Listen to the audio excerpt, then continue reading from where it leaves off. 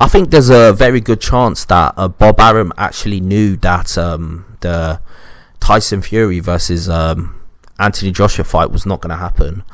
And the reason why he knew is because if you look at Bob Arum's history, this is a guy that's a Harvard graduate in law.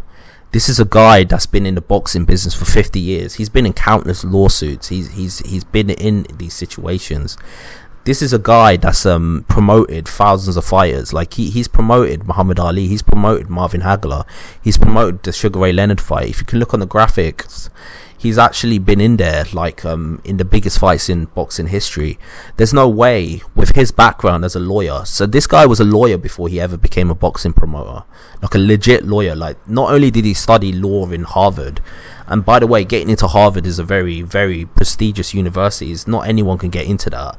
Not only did he graduate from Harvard, he's got a law background. He used to work for a legal firm before he came into boxing. So this is a guy that knows the legal system in America inside out. So there's no way, in my opinion, that he never knew that the arbitration case was going to stop the undisputed fight from happening. So a question might arise: why is the reason that what is the reason that he let Eddie Hearn actually, why did he lead Eddie Hearn on to try to make the fight to happen if he knew it wasn't going to happen? I think the reason is because beyond being a lawyer and being a promoter, Bob Arum is a competitor, and he sees, even though he works with Eddie Hearn, he sees Eddie Hearn as a competitor, as competition. And in his own mind, he probably thought in his own mind, I'm just going to lead this guy down the path, down the garden path, and then I'm just going to take it off him anyway. So he probably told lies to Eddie Hearn, saying stuff like, "Oh, the arbitration case isn't going to be a problem. Let's just make the fight happen," even though he knew further down the line the arbitration case was going to be an issue. On top of that, he probably told Eddie Hearn that even if it happens, like there's nothing to be worried about, because we could just pay Deontay Wilder like £10 million step aside money. And that is exactly what Eddie Hearn said. Eddie Hearn himself said that Bob Arum told him that the arbitration case was not going to stop the undisputed fight from not happening. And on top of that, like, they could just pay Deontay Wilder step aside money, and obviously that fell through.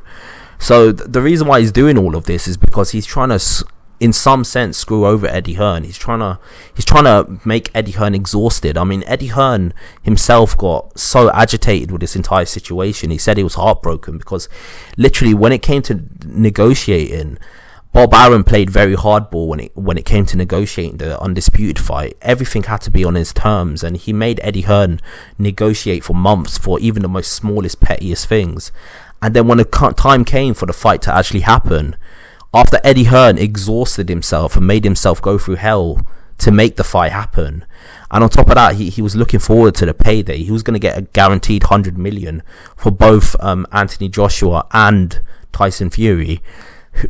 Who knows how much Eddie Hearn was going to make from that fight? For the fight to be pulled from him the way it was, it must have been heartbreaking for him. And I think Bob Arum, because he loves competition so much, he relished that. He enjoyed that. He enjoyed seeing Eddie Hearn in pain. He enjoyed seeing Eddie Hearn struggle the way he struggled to make the fight happen and for it to be pulled away from him the way it was. So in my opinion, Bob Arum knew that the arbitration case was going to jeopardize the undisputed fight, and he let it happen anyway.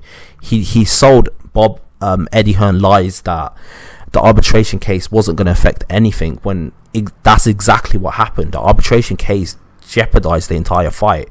And now that Anthony Joshua is going to fight Usyk, there's a very strong chance that the fight's not going to happen, because there's a very strong chance that Anthony Joshua is going to lose to Usyk.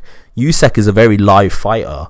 This is a guy that's undisputed at cruiserweight. This is a guy that's probably one of the most slickest, technically gifted heavyweights in the sport, and if he beats Anthony Joshua, I wouldn't be that surprised. So there's a very good chance the fight's not going to happen.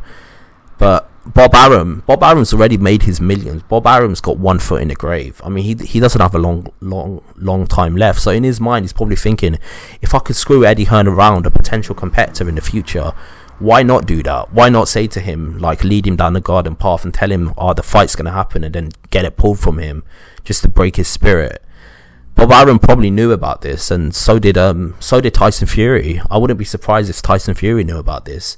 They were just leading Eddie Hearn along, because it's for a long time. It's no secret that Eddie Hearn and Tyson Fury didn't get along. Like, it's no secret that for a long time they didn't like each other. So yeah, that's my thoughts on it. There's no way, in my opinion, that Bob Arum never knew that the arbitration case was going to jeopardize the undisputed fight. He knew that it was going to happen. He knew it was going to jeopardize the undisputed fight between Tyson Fury and Anthony Joshua, but he let it happen anyway, because that's just the type of person he is. He's a competitor and he wants to win, and if he can jeopardize his competition, even if it jeopardizes himself to some extent, he doesn't mind, as long as he can win in the long run. So yeah, that's my opinion. Tell me your opinion. What do you think about all of this? Do you think he did jeopardize? Do you think Bob Arum knew that the arbitration case was going to jeopardize his the undisputed fight from happening? Tell me what you think below. And like and subscribe to the channel. I've got a lot more content coming your way. Peace out.